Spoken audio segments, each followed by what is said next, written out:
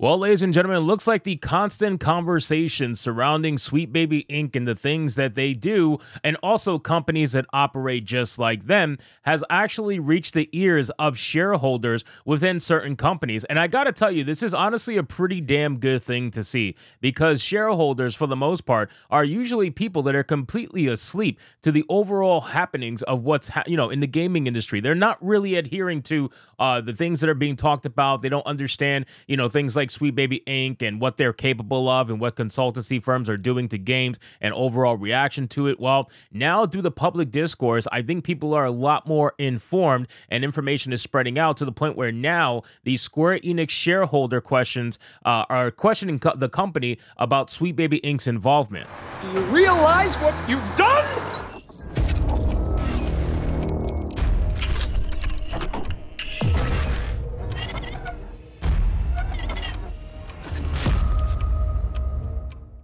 Yes, ladies and gentlemen, in a recent shareholders meeting or shareholders call or whatever you want to call it, a shareholder actually came out and asked Square Enix about Sweet Baby Inc. and its involvement and whether or not Square Enix is actually a client of Sweet Baby Inc. and what they plan to do about the overall public perception of that company's relationship. So let's get into this article, guys, from That Park Place. But of course, before we do, if you are new here, just consider hitting that subscribe button. I would greatly appreciate it, and like the video to push us out into that YouTube algorithm. And I love the fact that they use a picture of Forspoken, a game that mega flopped because they decided to listen to a consultancy firm like Black Arrow Gamers that ended up completely destroying this game before it even had a chance to come out. But that's neither here nor there. A Square Enix shareholder questioned the company about its business relationship with video game consultancy company Sweet Baby Inc. If you are unfamiliar with Sweet Baby Inc., the company's mission is to inject woke ideology in the form of inclusion and representation into the video game industry. The company's CEO, Kim Belair,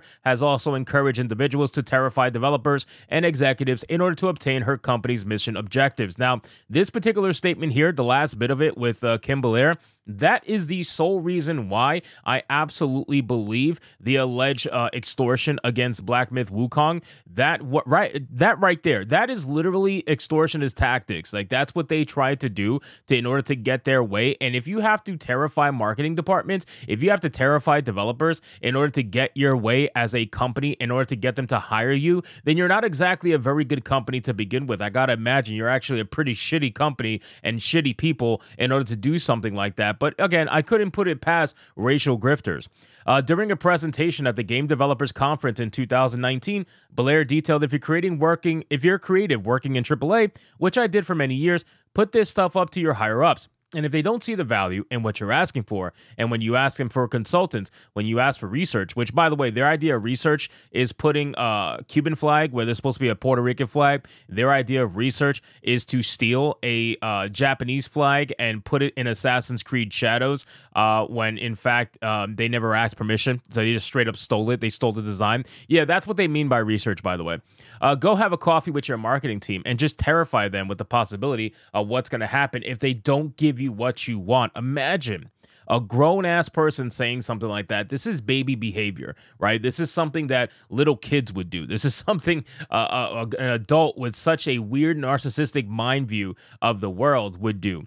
Because they have to consider, I say that out loud as a joke, but it's actually very, very true, because if you start to consider the people who are player and audience facing, and you have to deal with mitigating harm and with keeping the sentiment around their game and their project positive, there's like a genuine value that you can impress upon them both ethically and financially. You could say that this is important, she said. Now, this is the main part here that makes me believe the Black Myth Wukong stuff. Mitigating harm and with keeping the sentiment around their game and their project positive. That is a big deal, because that's exactly what they're doing to Black Myth Wukong. This is why they utilize the mainstream gaming journalists to put out articles and hit pieces against companies that they're going to try to extort. It's an interesting racket, and I'm telling you, there is a lot of evidence pointing to that particular notion. But let's get into the part where she's actually talking about, or I should say, the Square Enix little debacle going on here. Let's talk about that, because it's very interesting.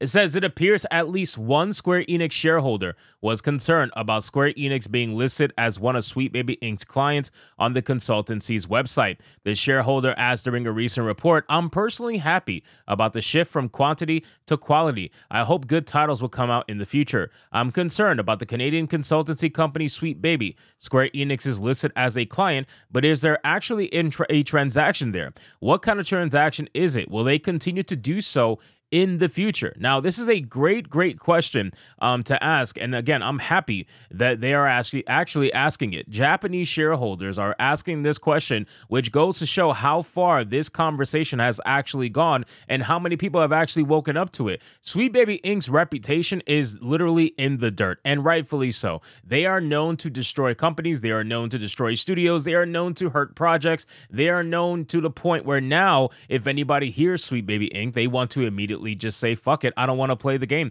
No matter how bad they may have wanted to play that game, maybe it's a sequel to one of their favorite titles, something along those lines, it doesn't matter. It's something that people, if they see it, they are going to say, no, thank you. So now, as a shareholder, of course, this has to be troubling. Now, apparently, they've decided to forego quantity to pursue quality, and I think that's obviously something that needs to happen across the board, because I'm tired of seeing all these fucking companies putting out these live service terrible ass games that they spend no time on, that come out completely broken, that they think that they can release in the state that it's in, and then say, oh, we'll fix it later as we ask you for more money every single month because it's a live service game. Yeah, no, that's not cool, and I'm not down with that, and I'm glad that they're making that change, but Square Enix is one of those companies that honestly has no choice but to make that change.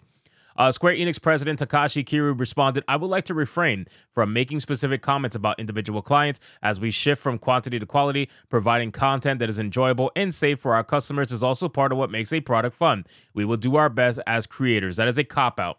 That is a massive cop-out, ladies and gentlemen. The fact that they won't even answer the question about one of their clients just tells me how protected that client actually is. Of course, they're probably under some form of NDA or whatever where they can't get into specifics, but still, they can at least say something small to the likes of, maybe try to answer the guy's question, but you chose to flat out ignore the fucking question.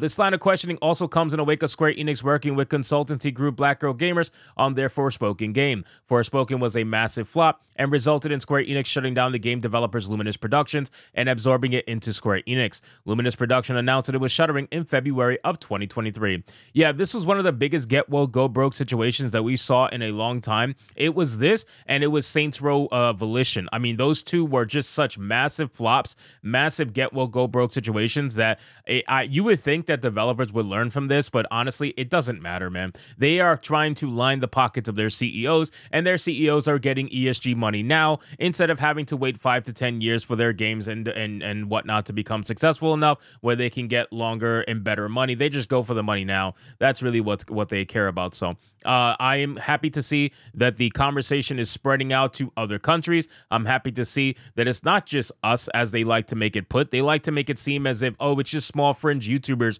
that are talking about this. Nobody else cares. Well, guess what? Now the shareholders care, to the point where even they are asking questions, and they have every right to ask these questions, considering they are investing money into the companies. So anyway, guys, thank you so much for watching these videos. I hope you did enjoy it. If you did, consider leaving me a subscribe. I would greatly appreciate it. Don't forget to like the video, comment, let me know what you thought, and I'll see you guys on the next one.